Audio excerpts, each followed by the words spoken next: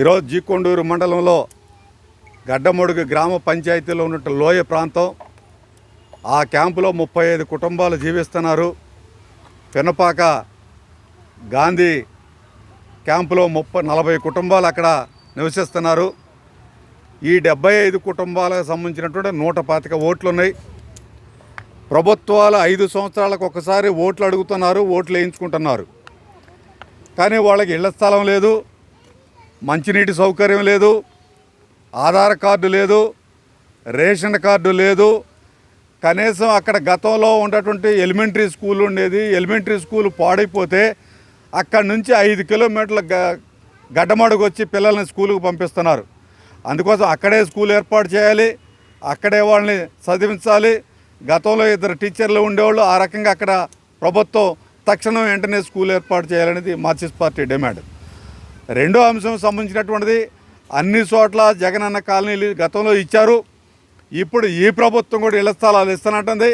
అక్కడ ఆల్రెడీ ఇళ్ల స్థలాలు ఉన్నాయి కాబట్టి ప్రభుత్వమే అక్కడ ఎన్యూమరేషన్ చేసి 2.5 సెంట్ల చొప్పున ఇళ్ళు ఇచ్చి ప్రభుత్వం శాశ్వతంగా గృహ నిర్మాణం ఏర్పాటు చేయాలనేటటువంటిది మేము డిమాండ్ చేస్తున్నాం. దీంతో పాటుగా ఇప్పటికి మంచినీటి సౌకర్యం లేదు, చాలా ఇబ్బంది పడుతున్నారు. నిన్న మేము చూసాము, 1.5 కిలోమీటర్ల పాటు నిన్న సాయంకాలం పూట వెళ్ళి ఎక్కడో అడవిలో ఉండేటువంటి అడవి కోరి దగ్గర ఉన్నటువంటి నీళ్లు తీసుకొచ్చుకొని వాళ్ళు వాడుకుంటున్నారు. ప్రస్తుతం రోజువారీ వాడుకునే నీళ్లు కూడా పంపులు రావట్లేదనేది ఇబ్బంది పడుతున్నారు. ఆ రీత్యా కూడా ఏంటంటే దాన్ని ఏర్పాటు చేయాలి.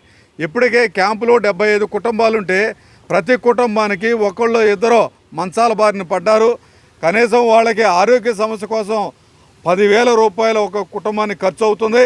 వెంటనే మెడికల్ క్యాంపు ఏర్పాటు చేయాలనేది డిమాండ్. రెండో అంశానికి సంబంధించినటువంటిది వాళ్ళకి కుల ధ్రువీకరణ పత్రం, క్యాస్ట్ అనేటటువంటిది లేదు. ఇప్పటికీ ఇక్కడికి వచ్చి 40 సంవత్సరాలు అవుతుంది.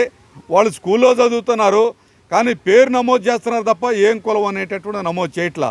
వాళ్ళు పై చదువులు చదువుకోవాలన్నా, వాళ్ళకి ప్రభుత్వం ఇచ్చేటటువంటి స్కీములు లబ్ధి చేకూర్చాలన్నా కుల కమ్యూనిటీ అడుగుతున్నారు. కాబట్టి వాళ్ళని ఎస్సీలోనూ, ఎస్టీలోనూ, బీసీలోనూ చేర్చాలనేటటువంటి ప్రధాన డిమాండ్.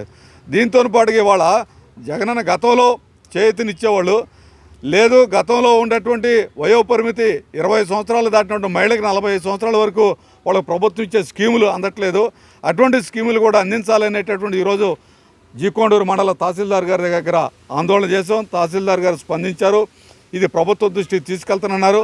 శాసనసభ్యులు గారికి కూడా మేము చెప్పేది ఏంటంటే, పోయిన 5 సంవత్సరాల క్రితం మీరు వెళ్ళారు, వాళ్ళు ఓట్లు వేశారు, అప్పుడు వాళ్ళకి తగిన న్యాయం చేస్తానని చెప్పారు.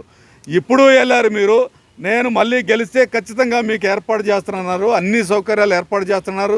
ఇప్పటికీ ఆధార్ కార్డు లేదు, రేషన్ కార్డు లేదు, వాళ్ళకి రేషన్ ఇచ్చే పరిస్థితి లేదు. అందుకోసం వాళ్ళకి 500 రూపాయల నుంచి 1000 రూపాయల కరెంటు బిల్లులు వస్తున్నాయి. వాళ్ళ తీరా చూస్తే ఒక ఫ్యాను లేదు, 2 లైట్లు లేవు. ఆ రకంగా 1000 రూపాయలు కరెంట్ వస్తుందంటే ఎంత మాయ జరుగుతుందనేది గమనించాలి. అందుకోసం ఎమ్మెల్యే గారు స్పందించాలి, కలెక్టర్ గారు స్పందించాలి, ప్రజాప్రతినిధులు కూడా స్పందించి వాళ్ళకి తగిన న్యాయం చేయాలి. న్యాయం చేయకపోతే ఖచ్చితంగా మేము ఆందోళన చేస్తాం అనేటటువంటిది ఈ సందర్భంగా చెప్పదలుచుకున్నాం.